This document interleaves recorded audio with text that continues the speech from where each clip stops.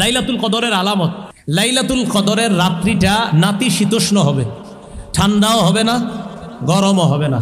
এটা হলো রাত। সকালটা কেমন হবে? মুসলিম শরীফের বর্ণনা আছে, 1670 নম্বর বর্ণনায় রসুল বলেন, আমার রতুহা আন্তাত্তু আশ-শামসু ফি সবিহাতি ইয়াউমিহা বাইদা আলা শুআ আলাহা। লাইলাতুল কদরের পরের সকালে যে সূর্যটা উঠবে, এই সূর্যটা স্বচ্ছ হয়ে উঠবে, কিরণহীন সূর্য। যেই কিরণ প্রতিদিন সকালে সূর্যের কিরণে আমাদের অনেকের তাপমাত্রা সইতে কষ্ট হয়, লাইলাতুল কদরের পরের সকালের সূর্যের তাপমাত্রাটা আমাদের জন্য কষ্টকর হবে না। রাসূলুল্লাহ সাল্লাল্লাহু আলাইহি ওয়াসাল্লাম ওনার বিবি আম্মাজান আয়েশা সিদ্দিকা রাদিয়াল্লাহু তাআলা আনহার বর্ণনা, তিনি বলেন, আমি নবীজি সাল্লাল্লাহু আলাইহি ওয়াসাল্লামকে বললাম, হুজুর আমি যদি লাইলাতুল কদর পেয়ে যাই আমি কি আমল করব?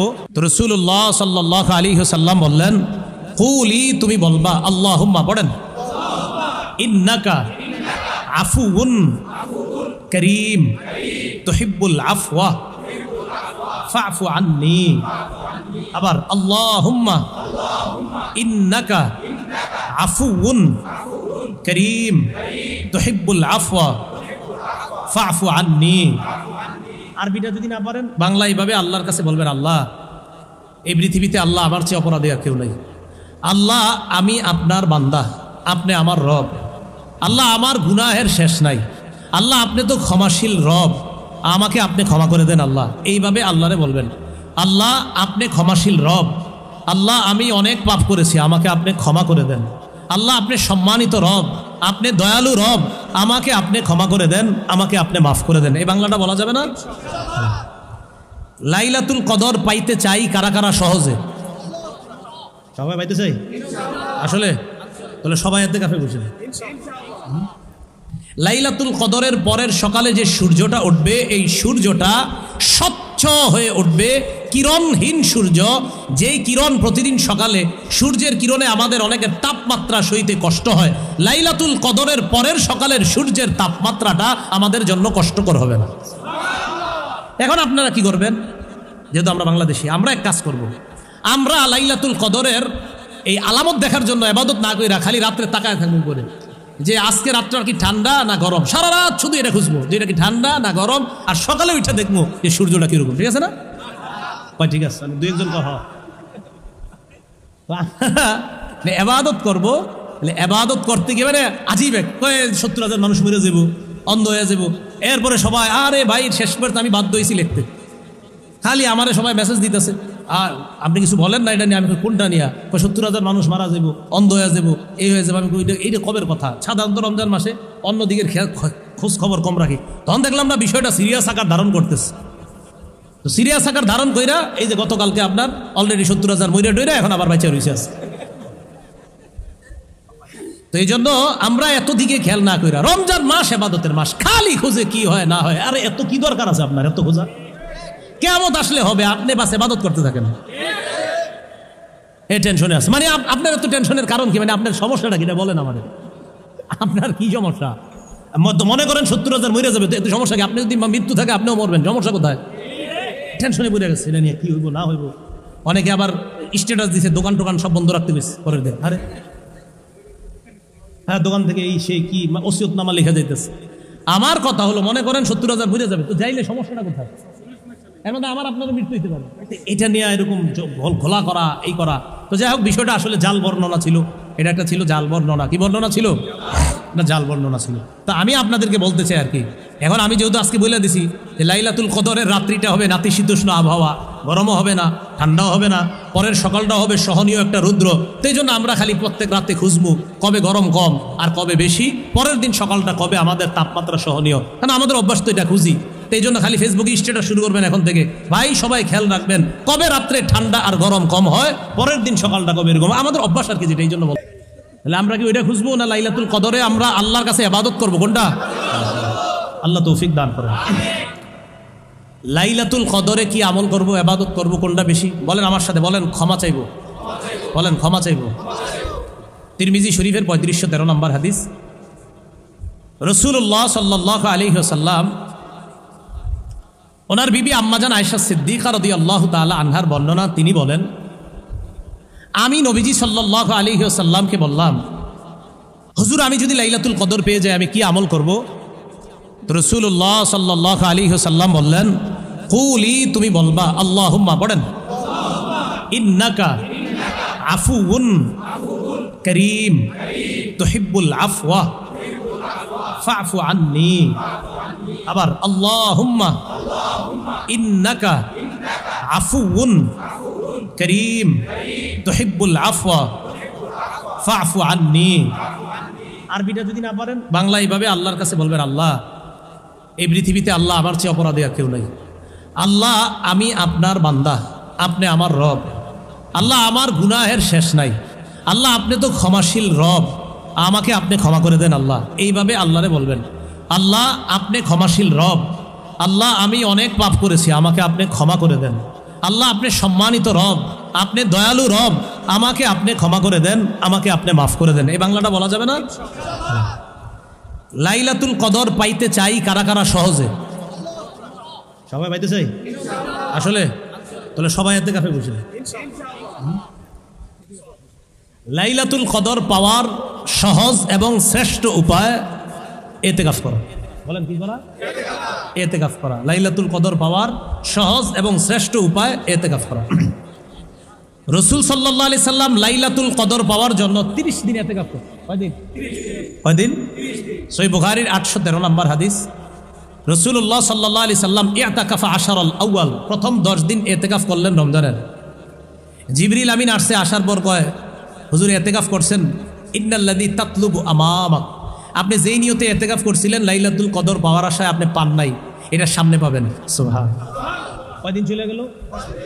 সুম্মা আতাকাফাল আশারাল আওসাত, এরপর মাঝের 10 দিন ইতিকাফ করলেন। কয়দিন হলো? 10-10। জিবরিল আমিন আসলেন, আসার পর বললেন, ইন্নাল্লাযী তাতলুবু আমামাক, আপনি যেটা খুঁজতেছেন এটা পান না, এটা সামনে। সুবহানাল্লাহ। তাহলে 20 দিনে ইতিকাফ করলেন, রাসূল লাইলাতুল কদর পাননি।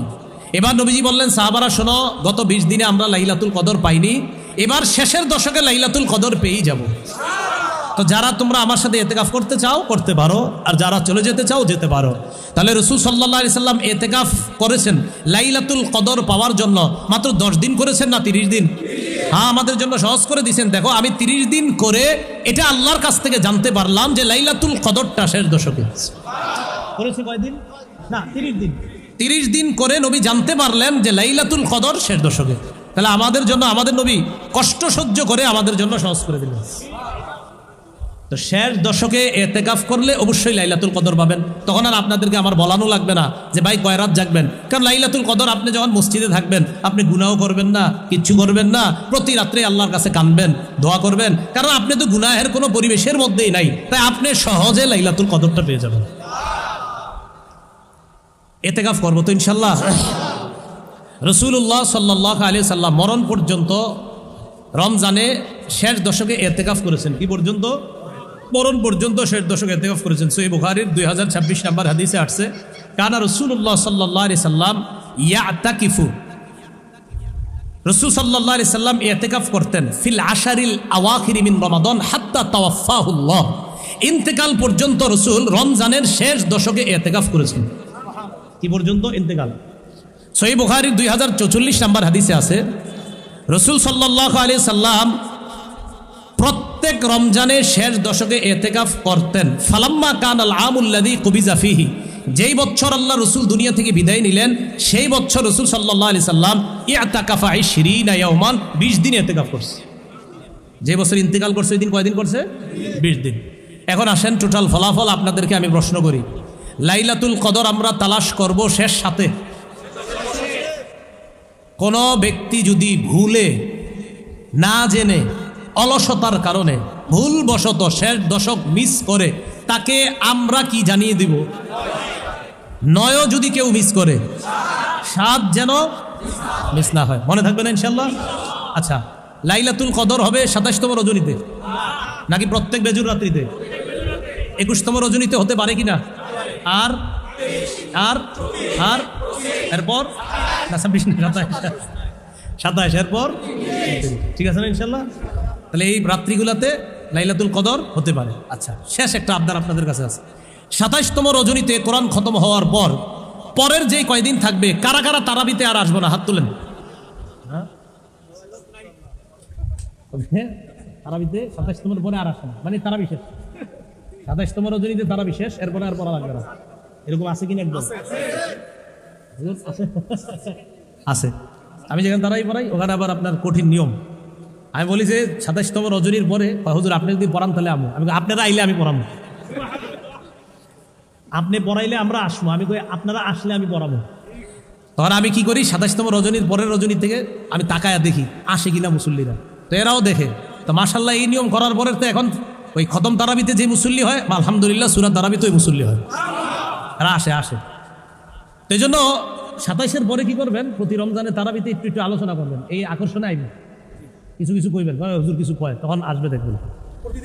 তো বলেন তো 27তম রজনীতেই তারাবি শেষ আমাদের, নাকি রমজানের প্রত্যেকটা রাত্রিতেই তারাবি আছে? তারাবি আছে। তাহলে ইনশাল্লাহ আমরা প্রতি রাত্রে, হ্যাঁ ও আচ্ছা আচ্ছা আচ্ছা ঠিক আছে, ওইটা ঠিক আছে, ওইটা নিয়ে তো আলোচনা হয়েছে। আপনি 20 রাকাত আর 8 রাকাতের আলোচনা শুনছেন না সবাই? মাশাআল্লাহ, এটা নিয়ে আর নতুন করে ঝগড়ার কোনো দরকার নাই, যতটুকু হয়েছে আলহামদুলিল্লাহ। তো আমরা সবাই এসে যাবে ইনশাল্লাহ, দেখবেন এক সময় সবাই লাইনে এসে যাবে, সবাই এসে যাবে ইনশাআল্লাহ। কেউ শত্রু না, সবাই বন্ধু ইনশাআল্লাহ। সবাই এক সময় সঠিকটা বুঝতে পারবে ইনশাআল্লাহ। আল্লাহ পাক রব্বুল আলামিন আমাদের সকলকে এই রমজানের বাকি যতটা রমজান আছে প্রত্যেকটা রমজানের রাতগুলা গুরুত্ব সহকারে কাটানোর চেষ্টা করব। সাধারণত রমজানে আমি কোথাও বয়ান করি না।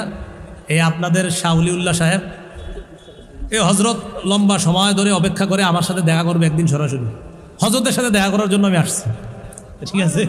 তো এই জন্য মাশাআল্লাহ আরও অনেক ওলামায়ে কেরাম, নাজমুল ইসলাম মাদানী সাহেব হজরতের সাথে অনেক আগে থেকে সম্পর্ক, আরও ওনারা আছেন ওলামায়ে কেরাম। আমার সবচেয়ে খুশি লাগছে উনি সহ আরও অনেক আলেমরা বলছেন, হজরত আমরা আমাদের মসজিদগুলোতে এখন শুধু কোরআন হাদিস ভিত্তিক আলোচনা করি। এটা যখন বলার পর খুব ভালো লাগছে। তো প্রতিটা মসজিদে যেন ওলামায়ে কেরাম এইভাবে কোরআন সুন্নাহ মোতাবেক আলোচনা করে, এটা আমরা সবাই চাই না? এই জন্য জুমার নামাজে এখন থেকে আমরা, আজকে যে হাদিসটা শুনলাম, জুমার নামাজে এখন থেকে আমরা হুজুর যখন খুতবা দিতে দাঁড়াবে, ঠিক খুতবা যখন ফাজকুরুনি আজকুরুকুম বলবে তখন কোনো মতে গিয়ে উপস্থিত হবো। কি বলেন?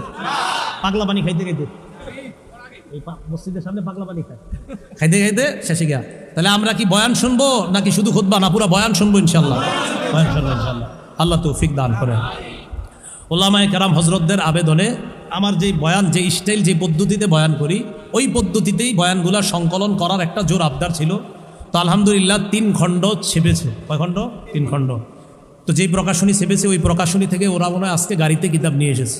ওই প্রকাশনী থেকে আমাকে বলেছে আমি যেন একটু মাহফিলে বলে দেই, এজন্য আমি বলে দিলাম, মানে ওনাদের দায়িত্বে কিতাবগুলা। তো 3টা কিতাব, এটা শুধু আলেমদের কাজে আসবে এমন না, খতিব আলেম সহ সর্বশ্রেণী যারা আছেন, আপনারা কলেজ ভার্সিটির যারা, আপনাদেরও কাজে আসবে। আপনারা বাসায় বসে বসে আপনারা সহজভাবে লিপিবদ্ধ করা হয়েছে, মা বোনদেরকেও দিতে পারেন। আমি যেই পদ্ধতিতে বয়ান করি অবিকল ওই পদ্ধতিতে সেখানে লেখা হয়েছে। তো আপনারা এবার নিতে পারেন, এটা ওখান থেকে সংগ্রহ করতে পারেন, অথবা আপনাদের মা বোন যারা আছে তাদেরকেও দিতে পারেন। ইনশাআল্লাহ আমরা যে কথাগুলো বললাম শুনলাম আমল করার চেষ্টা করবো ইনশাআল্লাহ। শেষ একটা ওয়াদা নিব আপনাদের।